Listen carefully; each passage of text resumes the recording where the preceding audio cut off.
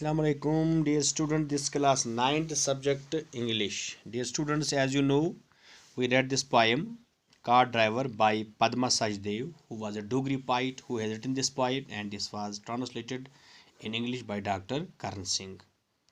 Now we do the summary and the questions up to question number 5. Now there is question number 6. Have you ever feared anything, either in the reality or in your imagination? Write an account of your feelings in 300 words.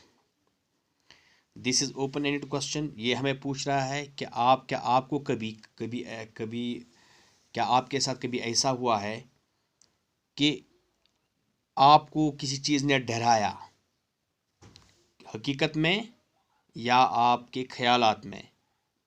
तो आप अपने ख्यालात को, अपने एहसासात को, अपने उन जज्बात को, अपने जो आपने महसूस किया, उन तासुरात को आप 300 अल्फाज में दर्ज कीजिए।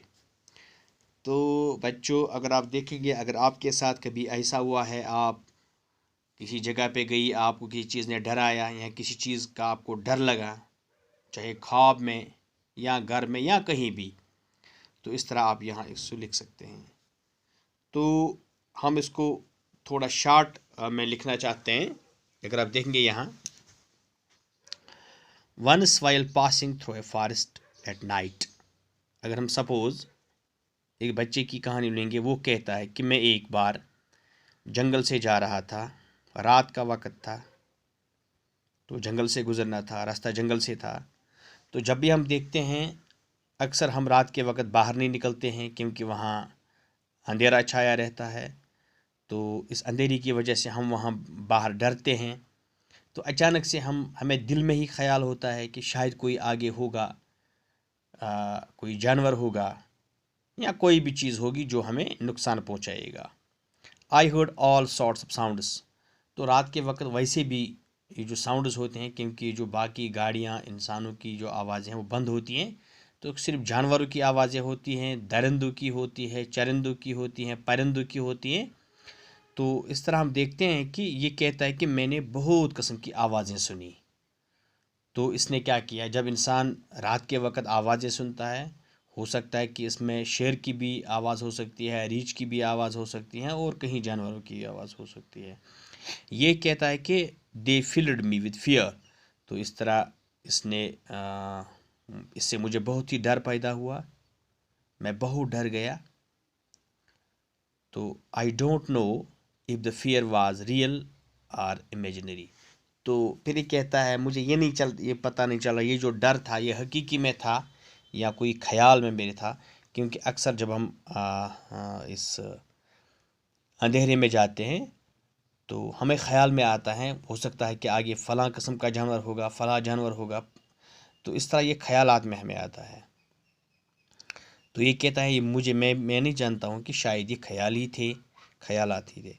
तो इस तरह हम आगे जब जाएंगे, ये था question number 6, learning about the literary devices. चूँकि आप जानते हैं कि पोएम में पोइट जो होता है वो पोइटिक डिवाइस का इस्तेमाल करता है, लिटरेरी डिवाइस का इस्तेमाल करता है in order to heighten the effect. अपने इस पोएम को मुअस्सर तरीके से पेश करने के लिए, चाहे इमेज हो, पर्सनिफिकेशन हो, मेटाफर्स हो, सिमली हो, सिनेक्डाश हो, रिपीटिशन हो, एसोनेंस हो, व्हाट एवर इज़ देयर। तो हम यहाँ देखते हैं यहाँ शायर ने क्या इस्तेमाल किया है। What images did the poet use to create an atmosphere of the fear and silence in the poem? तो इस पोइट ने कौन सी तस्वीर हमारे सामने लाई जिससे उसने टू क्रिएट द एटमॉस्फेयर, उसने एक खामोशी और डर का माहौल पैदा करने के लिए उसने कौन कौन से मंजर हमारे सामने दिखाए। तो अगर हम देखेंगे, the various images used by the poet are, तो क्या क्या है, मिस्टीरियस साइलेंस। मिस्टीरियस साइलेंस है लेकिन ये मिस्टीरियस है, हमें नहीं पता चल रहा है कि क्या हो रहा है साइलेंस में। ए बुलबुल विद द ईयर्स रेज्ड, ये जो बुलबुल है उसके जो कान है बहुत ही खड़े हैं, ये होशियार हैं। ये भी एक तरह की तस्वीर है, इसने मंजर हमारे सामने लाया है। A bullock cart but the bullock cart do not seem to be under someone's control. ये जो कार चल रही है लेकिन इस पर कोई कंट्रोल नहीं है, हो सकता है कि इसको कोई हादसा भी पेश आ सकता है।